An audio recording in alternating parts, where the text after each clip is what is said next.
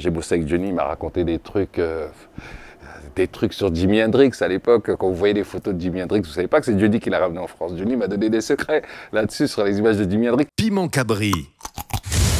Oh, la chaîne qui poique.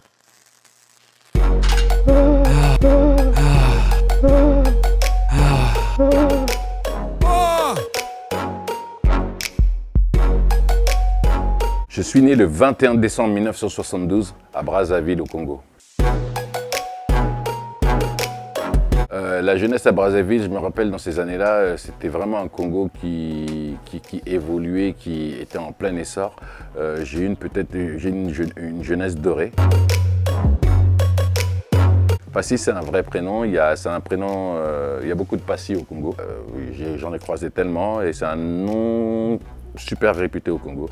D'ailleurs, il y a les footballeurs, Gérald Passy, Franck Passy, etc., qui sont d'origine congolaise aussi, qui ont le Passy. Il y a ma cousine, Passy avec un M devant, qui faisait partie du Bissau-Nabisso. Donc c'est un nom aussi bien masculin, féminin. Mon père était directeur de l'hôpital de Brazzaville et ma mère était enseignante. Rox et Rocky, tiens. Que je me rappelle, il était sorti au cinéma de Sarcelles, on était tout petits. Rox et Rocky, c'est vrai, je me souviens. Vous vous souvenez de Rox et Rocky? Quel genre d'élève? J'avais eu, comme ma mère était enseignante, je pense qu'elle m'avait donné de bonnes bases. Donc je forçais pas trop et j'arrivais à passer mes classes.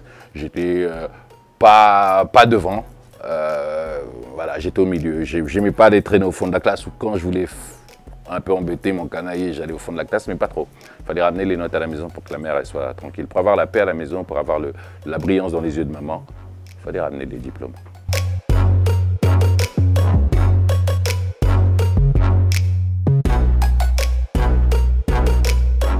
En fait, je ne savais pas quoi faire et le rêve des familles africaines, c'était venir faire nos études en France et un jour rentrer au Congo. Souvent, le rêve est là.